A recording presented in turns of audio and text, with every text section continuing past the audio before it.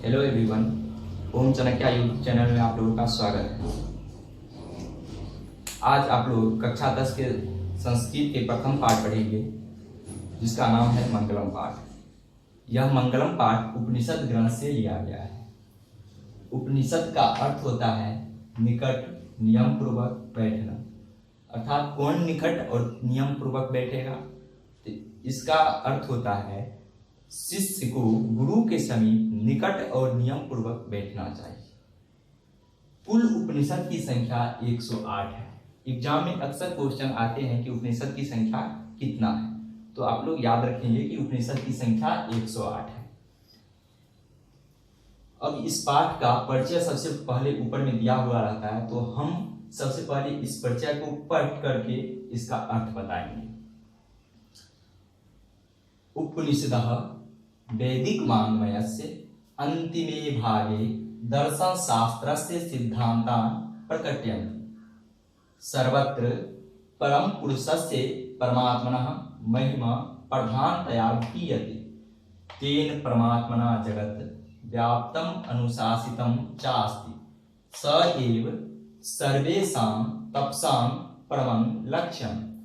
अस्मिन् पाठे परमात्मपरा उपनिषदां पद्यात्मकः पंचमंत्रः संकलिताः सन्ति। तो इसका अर्थ अब जानते हैं।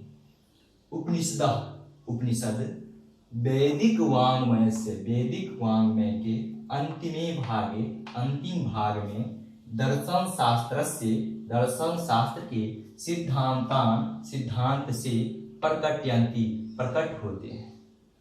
करते हैं। सर्वत्र परम पुरुषस्य परमात्मनः महिमा प्रधानतया गीयते। सर्वत्र सभी जगह परम पुरुष परमात्मा की महिमा का प्रधानता को गाया गया है। उपनिषद वैदिक वाङ्मय के अंतिम भाग में दर्शन शास्त्र के सिद्धांत को प्रकट करते हैं। सभी जगह परम पुरुष परमात्मा की महिमा को गाया गया है। तेन परमात्मना जगत, वह परमात्मा जगत व्याप्तम अनुशासितम, व्याप्त और अनुशासित चास्ति, व्याप्त और अनुशासित है। स एव, वह ही सर्वेषां, सभी तपस्याओं का परम लक्ष्यम, वह ही सभी तपस्याओं का परम लक्ष्य है।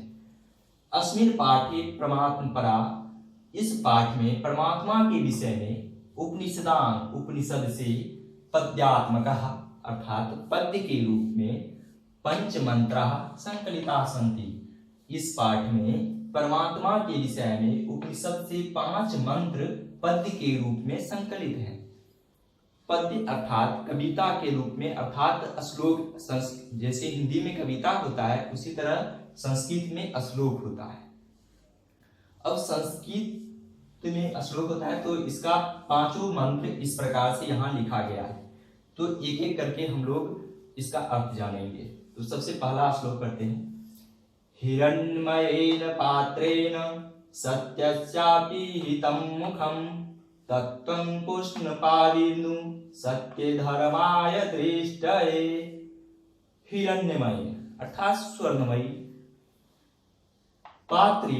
पात्र से, सत्यस्यापि हितं मुखम, सत्य का मुख ढका हुआ है। तत्त्वं पुष्णपाविर्नु सत्य धर्माय दृष्टये। हे सूर्य, आप सत्य धर्म के लिए उस पात्र को हटा दें ताकि हम सत्य धर्म को प्राप्त कर सकें। इसका अर्थ इस प्रकार से होगा। हे सूर्य, सोने के समान पात्र से सत्य का मुख ढका हुआ है। सत्य धर्म की प्राप्ति के लिए आप इसे हटा दें ताकि हम सत्य धर्म को प्राप्त कर सकें। यह श्लोक ईशावास्य उपनिषद से लिया गया है। अब दूसरा श्लोक। अनोरण्यान महतो मह्यान आत्मस्य जन्तुर्निहतो गुहायां तं क्रतुः पश्यति वित्तशोको धातुपसादान महिमानम् आत्मनः। अनोरणीयान अर्थात अणुओं से भी अणुतर, अर्थात अणु से भी सूक्ष्म, महतो मह्यान महानों से भी महान, आत्मस्य आत्मा के, जंतुर्निहतो गुहायाम, तो जंतुर्निहतो यानी प्राणी के हृदय रूपी गुफा में आत्मा विद्यमान है, रहता है। तम क्रतु पश्यति वित्सो को, तम क्रतु अर्थात तुच्छ बुद्धि वाला, जिसको अल्प ज्ञान है, हल्का भी ज्ञान है, पश्यति वह इस आत्मा को जानता है और शोक रहित हो जाता है। धातु प्रसादानम महिमानम आत्मना, धातु प्रसाद का अर्थ हुआ ईश्वर की कृपा से इस आत्मा की महिमा को जानता है और शोक रहित हो जाता है। तो इसका अर्थ हम इस प्रकार से लगाएंगे कि सूक्ष्म से सूक्ष्म और महानों से भी महान आत्मा प्राणी के हृदय रूपी गुफा में रहता है। तुच्छ बुद्धि वाला भी इस आत्मा की महिमा को ईश्वर की कृपा से जानता है और शोक रहित हो जाता है। चलिए, और यह श्लोक कंठोकोप उपनिषद से लिया गया है। तीसरा श्लोक हम लोग देखते हैं।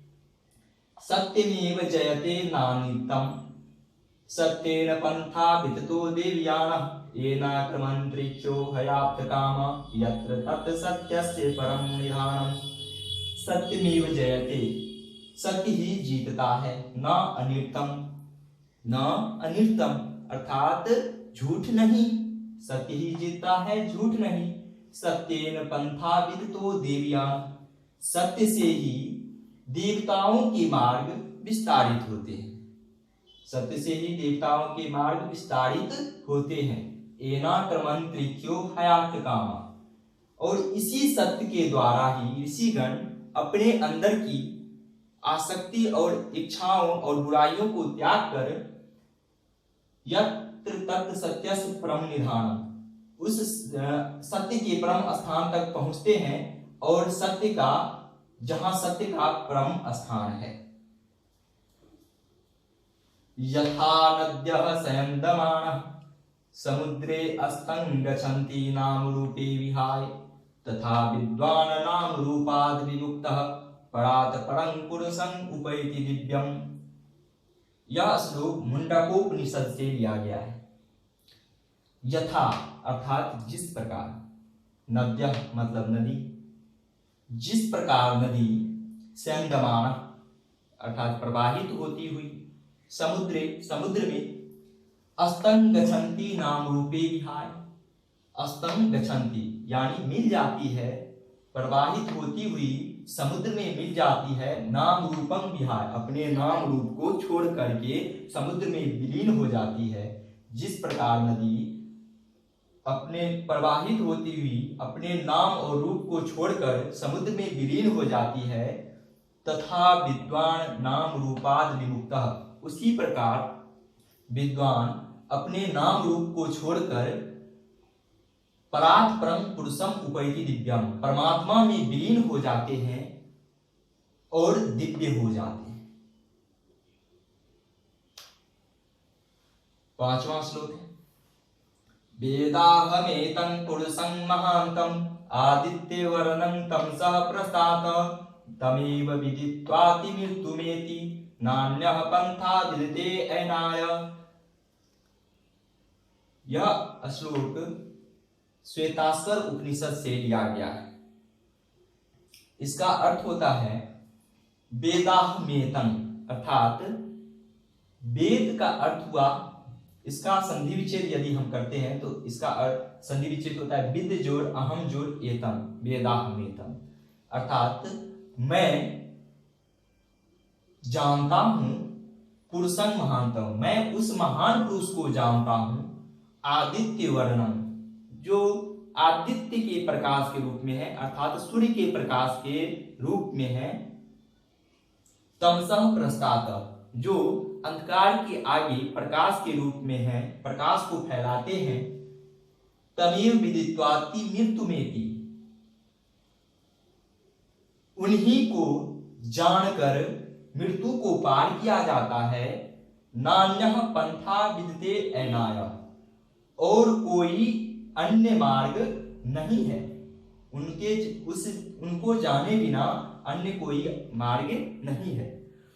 इसका अर्थ हो जाएगा, मैं उस महान पुरुष को जानता हूं जो सूर्य के प्रकाश के रूप में विद्यमान है और अंधकार के आगे प्रकाश को फैलाते हैं। उन्हीं को जानकर मृत्यु को पार किया जाता है, उनको जाने बिना कोई अन्य मार्ग नहीं है। तो यह था आप लोगों का मंगलम पाठ। इसमें यदि आप लोगों को कोई दिक्कत हो तो आप लोग इस वीडियो के अंत में कमेंट करके बता दीजिएगा, और यदि क्वेश्चन आंसर जानना हो तो अगले वीडियो में आप लोग जानेंगे क्वेश्चन आंसर। मैं अगला वीडियो फिर जल्द ही अपलोड करने वाला हूं।